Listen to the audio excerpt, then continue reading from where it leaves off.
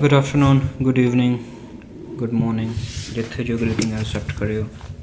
And I am reading a book, page number 202, Einstein's General Relativity is the next topic, and I am still in the classical world. Recall Galileo's great insight that all bodies fall equally fast in the gravitational field. It was an insight and not completely a direct observation, for owing to air resistance, feathers and rocks do not fall together. Galileo's insight was to realize that if air resistance could be reduced to zero, they would fall together. It took 3 centuries before the deep significance of this insight was properly realized and made the cornerstone of a great theory. That theory was Einstein's general relativity, an extraordinary description of gravity, which, as we shall understand shortly, needed the concept of a curved spacetime for its realization. What has Galileo's insight to do with the idea of space-time curvature? How could it be that such an idea, apparently so different from Newton's scheme, whereby particles accelerate under ordinary gravitational forces, could be reproduced and even improve upon all the precision of that theory? Moreover, can it really be true that Galileo's ancient insight contained something not already incorporated into Newton's theory? Let me start with the last question, since it is the easiest to answer. What, according to Newton's theory, governed the acceleration of a body under gravity? First, there is the gravitational force on that body, which Newton's law of gravitational attraction tells us must be proportional to the body's mass. Second, there is the amount that the body accelerates given the force upon it, which by Newton's second law is inversely proportional to the body's mass. The thing that Galileo's insight depends upon is the fact that the mass that occurs in Newton's gravitational force law is the same as the mass in Newton's second law. Proportional to would do in place of same as. It is this that ensures that the body's acceleration under gravity is actually independent of its mass. There is nothing in Newton's general scheme that demands that these two concepts of mass be the same. This Newton just postulated. Indeed, electric forces are similar to gravitational ones in that both are inverse square forces.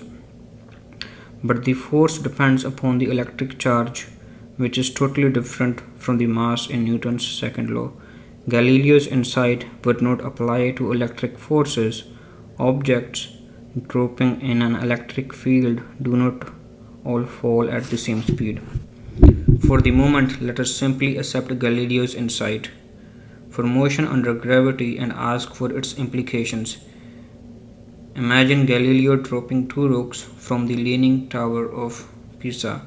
If there had been a video camera on one of the rocks pointing at the another, then the picture that it would provide would be of a rock hovering in space, seemingly unaffected by gravity.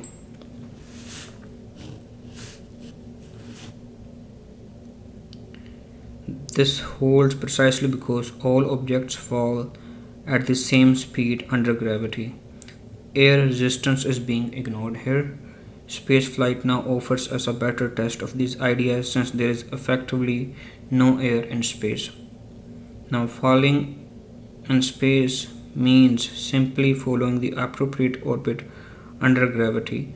There is no need for this falling to be straight downwards towards the center of the earth. There can be a horizontal component to the motion as well. If this horizontal component is large enough, then one can fall right around the earth without getting any closer to the ground. Traveling in free orbit under gravity is just a sophisticated way of falling.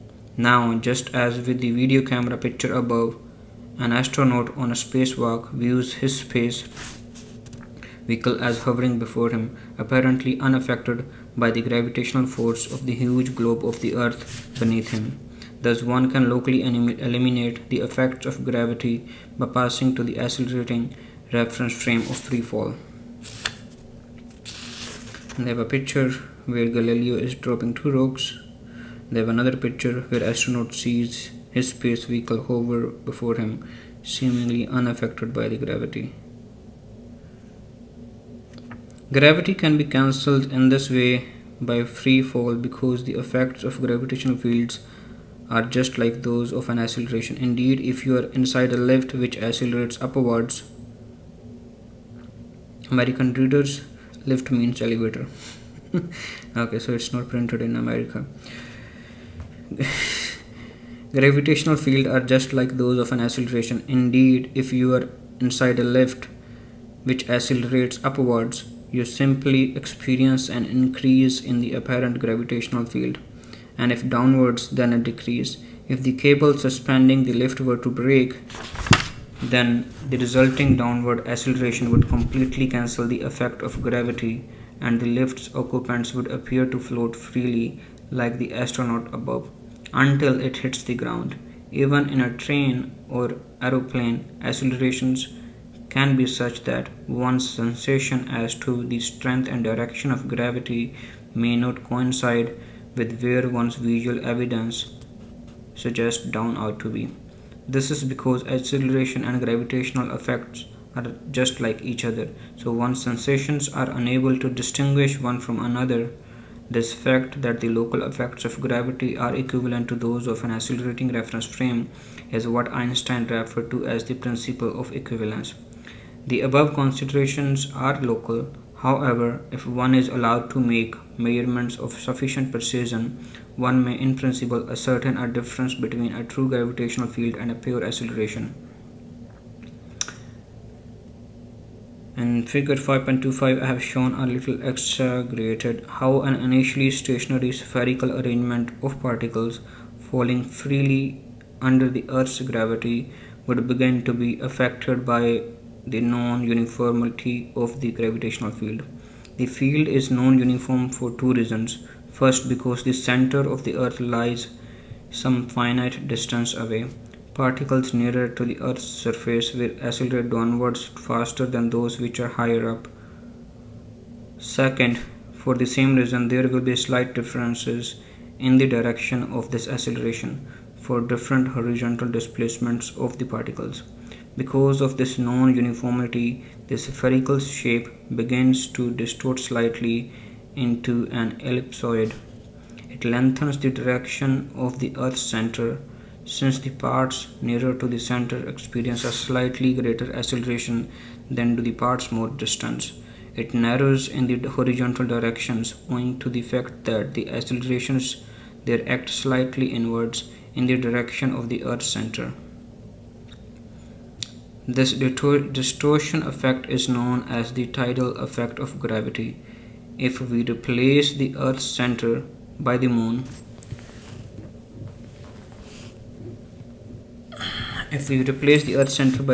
and the sphere of particles by the surface of the Earth, then we have precisely the moon's influence in raising tides on the Earth, with bulges being produced both in the direction towards the moon and away from it.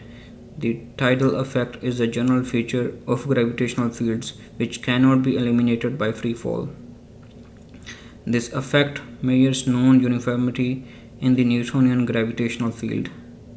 The magnitude of the tidal distortion actually falls off as the inverse cube of the distance from the center of attraction rather than as the inverse square. Newton's inverse square law of gravitational force turns out to have a simple interpretation in terms of this tidal effect. The volume of ellipsoid into which the sphere initially distorts is equal to that of the original sphere, taking the sphere to surround a vacuum. This volume property is characteristic of the inverse square law. It holds for no other law of force. Next, suppose that the sphere surrounds not a vacuum but some matter of total mass m. There will now be an additional inward component of the acceleration due to the gravitational attraction of this matter. The volume of the ellipsoid into which our sphere of particles initially distorts shrinks in fact by an amount that is proportional to m. An example of the volume reducing effect would occur if we take our sphere to surround the Earth at a constant height. Then the ordinary downward acceleration due to Earth's gravity is what causes the volume of our sphere to reduce. This volume reducing property codes the remaining part of Newton's gravitational force law, namely that the force is proportional to the mass of attracting body. Let us try to obtain a space-time picture of this situation. In 5.27 picture, there I have a space-time curvature. I have indicated the word lines of the particles of our spherical surface, where I have made the description in a frame for which the point at the center of the sphere appears to be at rest. The viewpoint of general relativity is to regard the freely falling motions as natural motions, the analogues of the uniform motion in a straight line that one has in gravity-free physics. Thus, we try to think of free fall as described by straight line word lines in the spacetime. However, by the look of picture 5.27, it would be confusing to use the word straight for this, and we shall, as a matter of terminology, call the word lines of freely falling particles geodesics in spacetime. Is this a good terminology? What is normally meant by a geodesic? Let us examine an analogy for a two-dimensional curved surface. The geodesics are the curves on that surface which are shortest routes. Thus, if we think of a piece of string stretched over the surface, then the string will lie along a geodesic on the surface. In figure 5.28, I have indicated two examples of surfaces, the first with what is called positive curvature and the second with negative curvature. For the positive curvature surface, two neighboring geodesics which start off parallel to one another will, if we follow them along, begin to bend towards each other. For negative curvature, they begin to bend away from each other. If we imagine that the word lines of freely falling particles are in some sense like geodesics on a surface, then we see that there is a close analogy between the gravitational tidal effect discussed above and the curvature effects of a surface, but now the positive and negative curvature effects are both present. We see that our space-time geodesics begin to move away from each other in one direction, as with the negative curvature surface, and they begin to move towards each other in other directions, as with the positive curvature surface. Thus, our space-time indeed seems to possess a curvature analogous to that of our two surfaces, but more complicated because of the higher dimensionality, and mixtures of both positive and negative curvatures are involved for different displacements.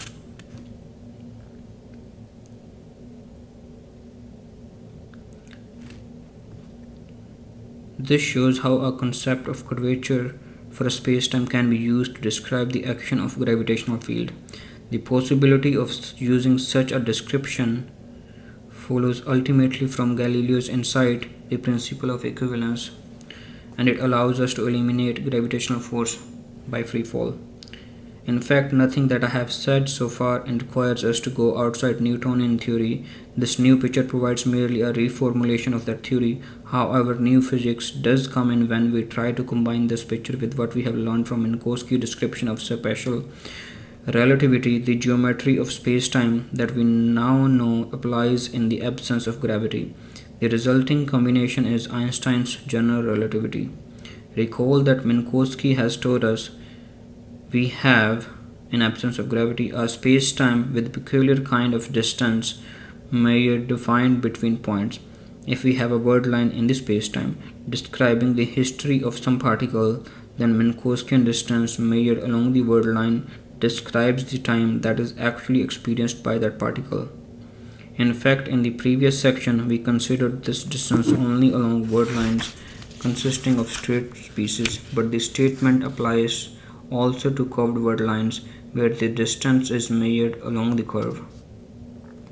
Minkowski's geometry is taken to be exact if there is no gravitational field, there is no space-time curvature, but when gravity is present, we regard Minkowski's geometry as only approximate, in the same way as a flat surface gives only an approximate description to the geometry of a curved space. If we imagine that we take a more and more powerful microscope to examine a curved space so that the geometry of the surface appears stretched out to greater and greater dimensions, then the surface appears to be flatter and flatter. We say that a curved space is locally like a Euclidean plane. In the same way, we can say that in the presence of gravity, space-time is locally like Minkowski's geometry, but we allow some curviness on a larger scale. In particular, any point of the space-time is the vertex of the light cone, just as it is in Minkowski's space, but these light cones are not arranged in completely uniform way that they are in Minkowski space. We shall see in chapter 7 some examples of space-time models for which this uniformly non-uniformity is manifest. Material particles have for their word lines curves which are always directed inside the light cones, and photons have curves directed along the light cones. Also, along any such curve, there is a concept of Minkowski distance which measures the time experienced by the particles. Just as in Minkowski space, as with the curved space, the distance measured defines a geometry for the surface, which may differ from the geometry of the flat case. Geodesics in the space-time can now be given an interpretation similar to that for those on two-dimensional surfaces considered above, where we must bear in mind the differences between the Minkowskian and Euclidean situations. Thus, rather than being curves of minimum length, our geodesic word lines in space-time are curves which maximize the distance along the word line. The word lines of particles in free motion under gravity are actually geodesics according to this rule. Thus, in particular, heavenly bodies moving in gravitational field are well described by such geodesics. Moreover, rays of light in empty spaces are also geodesics, but this time geodesics of zero length. As an example, I have schematically indicated in figure 5.30 the word lines of the Earth and Sun. The Earth's motion about the Sun being a corkscrew-like geodesic around the Sun's word line. I have also indicated a photon reaching the Earth from a distant star. Its word line appears slightly bent owing to the fact that light, according to Einstein's theory, is actually deflected by the gravitational field of the Sun. We have yet to see how Newton's inverse square law is to be incorporated and modified appropriately in accordance with Einstein's relativity. Let us return to our sphere of particles dropping in a gravitational field. Recall that if the sphere surrounds only vacuum, then according to Newton's theory, the volume of the sphere initially does not change. But if matter of total mass m is surrounded, then there is a volume reduction proportional to m. In Einstein's theory, the rules are just the same, except that it is not exactly that m that determines the volume change, but there is an additional contribution from the pressure in the material surrounded. The full mathematical expression for the curvature of four-dimensional space-time is given by something called the Riemann curvature tensor. This is a somewhat complicated object needing 20 real numbers at each point in order to specify it. These 20 numbers are referred to as its components. The different components refer to the different curvatures in different directions in the space-time. The Riemann curvature tensor is usually written RIJKL, but since I have no desire to explain here what all those little indices mean, nor indeed what a tensor actually is, I shall write it simply as Riemann. There is a way in which this tensor can be split into two parts called the Weyl tensor and the Ricci tensor with 10 components each. I shall write this splitting schematically as Riemann is equal to Weyl plus RICC Ricci. The detailed expression would not particularly help us here. The Weyl tensor measures a tidal distortion of our sphere of freely falling particles, and then the Ricci tensor measures its initial change in volume.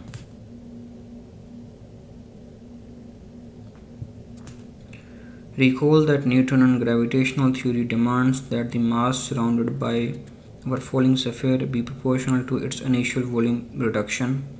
What this tells us, roughly speaking, is that the mass density of matter, or equivalently the energy density, should be equated to the Ricci tensor. In fact, this is basically what the field equation of general relativity, namely Einstein's field equations, actually assert. However, there are certain technicalities about this which it is better for us not to get involved with. Suffice is to say that there is an object called the energy momentum tensor which organizes all the relevant information concerning the energy, pressure, and momentum of matter and electromagnetic fields. I shall refer to this tensor as energy. Then Einstein's equation become very schematically Ricci is equal to energy as the presence of pressure in the tensor energy, together with some consistency requirements for the equations as a whole that demand that the pressure also contributes to the volume reducing effect described above. This equation seems to say that nothing about the Weyl tensor, but it is an important quantity. The tidal effect that is experienced in empty space is entirely due to Weyl. In fact, the above Einstein's equations implied that there are differential equations connecting Weyl and energy, rather like the Maxwell equations that we encountered earlier. Indeed, a fruitful point of the view is to regard Weyl as a kind of gravitational analog of electromagnetic field quantity, actually also tensor, the Maxwell tensor, described by a pair EB. Thus, in a certain sense, Weyl actually measures the gravitational field. The source for Weyl is the tensor energy, which is analogous to the fact that the source for the electromagnetic field is Pg, the collection of charges and currents of Maxwell's theory. This point of view will be helpful us in chapter 7. Talking about tensors, I don't know what the tensor is in a physical word. What is it? It's a tensor. It's a point given in some tensor form, and you can write that same tensor in a mathematical form too. It may seem remarkable when we bear in mind such striking differences in formulation and underlying ideas that it is difficult to find observational differences between Einstein's theory and the theory that had been put forward by Newton 2.5 centuries earlier, but provided that the velocities under considerations are small compared with the speed of light c and the gravitational fields are not too strong, then Einstein's theory gives virtually identical results to that of Newton. However, Einstein's theory is more accurate in situations where the prediction of the two theories do differ. There are now several very impressive such experimental tests, and Einstein's new theory is fully vindicated. Clocks runs very slightly slow in gravitational field, as Einstein maintained, this effect now having been directly measured in many different ways. Light and radio signals are indeed bent by the sun and are slightly delayed by the encounter. Again, well tested general relativity effects, space probes, and planets in motion require small corrections to the Newtonian orbits as demanded by Einstein's theory. These have also been experimentally verified. In particular, the anomaly in which the motion of the planet Mercury, known as the perihelion advance, which had been worrying astronomers since 1859, was explained by Einstein in 1915. Perhaps most impressive of all is a set of observations on a system called the binary pulsar, consisting of a pair of tiny massive stars, which agrees very closely with Einstein's theory and indirectly verifies an effect that is totally absent in Newton's theory: the emission of gravitational waves. The gravitational wave is the gravitational analog of the electromagnetic wave and it travels at the light speed c. No confirmed observation exists that contradicts Einstein's general relativity. For all its initial strangeness, Einstein's theory is definitely with us.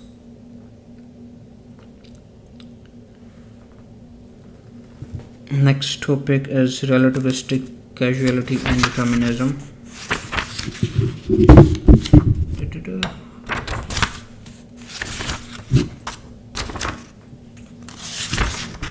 Recall that in relativity theory, material bodies cannot travel faster than the light, in the sense that their word lines must always lie within the light cones.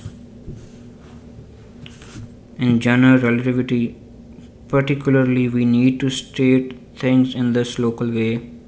The light cones are not arranged uniformly, so it would not be very meaningful to say whether the velocity of a very distant particle exceeds the speed of light here.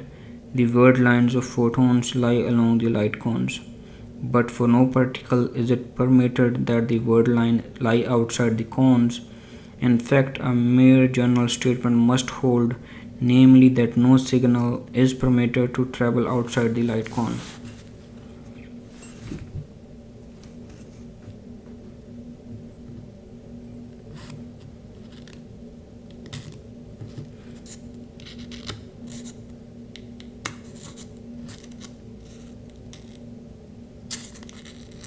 To appreciate why this should be so, consider our picture of Minkowski space.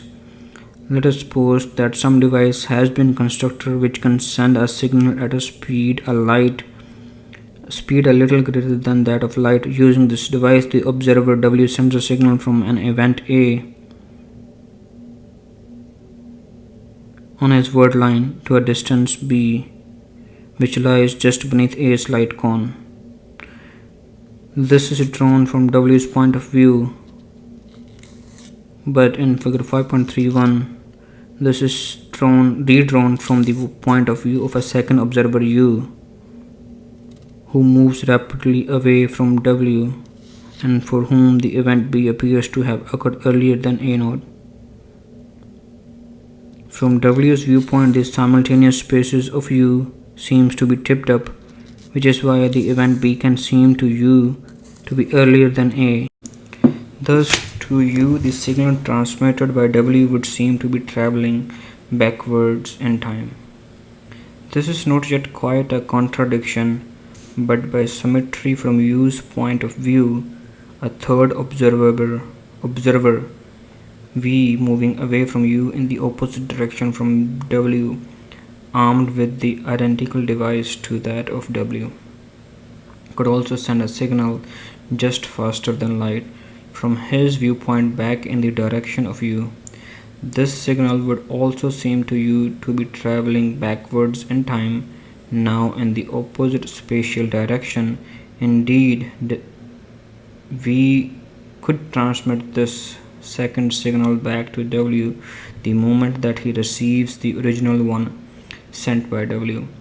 This signal reaches W at an event C, which is earlier in U's estimation than the original emission event A. But worse than this, the event C is actually earlier than the emission event A on W's own word line. So W actually experiences the event C to occur before the W's own word time, before he emits a signal at A. The message that the observer V sends back to W could be prior arrangement with W, simply repeat the message he received at B, thus W receives at an earlier time on his word line the very same message that he is to send out later. By separating the two observers to large enough distance, one can arrange that the amount by which the returning signal precedes the original signal is as great a time interval as we wish. Perhaps W's original message is that he has broken his leg. He could perceive the returning message before the accident has occurred and then, by the action of his free will, take action to avoid it. Thus, Superluminary signaling, together with Einstein's relativity principle, leads to a blatant contradiction with our normal feelings of free will. Actually, the matter is even more serious than this, for we could imagine that perhaps observer W is merely a mechanical device programmed to send out the message yes if it receives no and no if it receives yes. Indeed, we may as well be a mechanical device too, but programmed to send back no if it receives no and yes if it receives yes. This leads to the same essential contradiction that we had before, seemingly independent now of the question of whether or not the observer W actually has free will, and tells us that a faster than light signaling device is not on as a physical possibility. This will have some puzzling implications for us later. Let us accept then that any kind of signal, not merely signals carried by ordinary physical particles, must be constrained by the light cones. Actually, the above argument uses special relativity, but in general relativity, the rules of the special theory do still hold locally. It is the local validity of special relativity that tells us that all signals are constrained by the light cones. So, this should apply also in general relativity. We shall see how this affects the question of determinism in these theories. Recall that in the Newtonian scheme, determinism means that initial data at one particular time completely fix the behavior at all other times. If we take a space-time view in Newtonian theory, then the particular time at which we specify data would be some three-dimensional slice through the four-dimensional space-time. In relativity theory, there is no one global concept of time which can be singled out for this.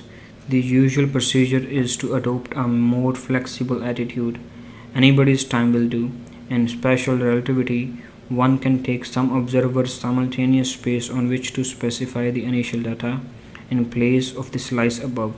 But in general relativity, the concept of simultaneous space is not very well defined. Instead, one may use the more general notion of a space-like surface. Such a surface is depicted in 5.33. It is characterized by the fact that it lies completely outside the light cone at each of its points, so that locally it resembles a simultaneous space.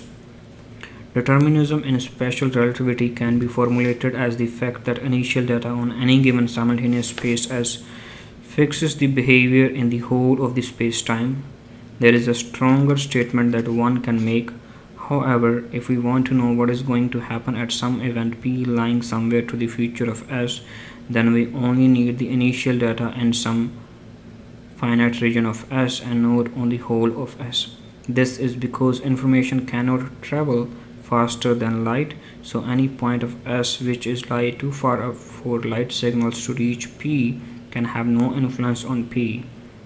This is actually much more satisfactory than the situation that arises in the Newtonian case, where one would in principle need to know what was going on over the entire infinite slice in order to make any prediction at all about what is going to happen at any point a moment later. There is no restriction on the speed with which Newtonian information can propagate, and indeed Newtonian forces are instantaneous. Determinism in general relativity is a good deal more complicated a matter than in special relativity, and I shall make only a few remarks about it. In the first place, we must use a space-like surface S for the specification of initial data. Then it turns out the Einstein equations do give a locally deterministic behavior for the gravitational field, assuming that the matter fields contributing to the tensor energy behave deterministically. However, there are considerable complications. The very geometry of the space-time, including its light cone causality structure, is now part of what is being actually determined. We do not know this light cone structure ahead of time, so we cannot tell which parts of S will be needed to determine the behavior at some future event P. In some extreme situations, it can be the case that even all of S may be insufficient, and global determinism is consequently lost. Difficult questions are involved here, and they relate to an important unsolved problem in general relativity theory called cosmic censorship, which has to do with the formation of black holes. It would seem to be highly unlikely that any possible such failure of determinism that might occur with extreme gravitational fields could have any direct bearing on matters at the human scale of things. But we see from that the equation of determinism in general relativity is not at all so clear cut as one might wish it to be. Compatibility in classical physics, where do we stand? Throughout this chapter, I have tried to keep an eye on the issue of compatibility as distinct from that of determinism, and I have tried to indicate that compatibility issues may be at least as important as those of determinism when it comes to the question of free will and mental phenomena. But determinism itself has turned out to be not quite so clear cut in classical theory as we have been led to believe. We have seen that the classical Lorentz equation for the motion of a charged particle yields some disturbing problems. We have noted also that there are some difficulties for determinism in general relativity. When in such theories there is no determinism, there is certainly no compatibility. Yet, in neither of the cases just cited, it seems that the lack of determinism has much direct philosophical relevance for ourselves. There is yet no home for our free wills in such phenomena. In the first case, because the classical Lorentz equations for a point particle is not thought to be physically appropriate at the level where these problems arise, and in the second, because the scales at which classical general relativity might lead to such problems are totally different from the scales of our own brains. Now, where do we stand with regard to compatibility in classical theory? It is reasonable to guess that with general relativity, the situation is not significantly different from that of special relativity over and above the differences in causality and determinism that I have just been presenting, where the future behavior of the physical system is determined from initial data. Then this future behavior would seem also to be computably determined by that data. Apart from the unhelpful type of non-compatibility encountered by Porel and Richards for the wave equation as considered above, and which does not occur for smoothly varying data. Indeed, it is hard to see that in any of the physical theories that I have been discussing so far there can be any significant non-computable elements. It is certainly to be expected that chaotic behavior can occur in many of these theories, where very slight changes in initial data can give rise to enormous differences in resulting behavior. But as I mentioned before, it is hard to see how this type of non-computability, that is unpredictability, could be any use in a device which tries to harness possible non-computable elements in physical laws. If the mind can be in any way making use of non-computable elements, then it would seem that they must be elements lying outside classical physics. We shall need to re-examine this question later after we have taken a look at the quantum theory. Next topic is mass, matter and reality, and we'll continue this in the next video. Thank you.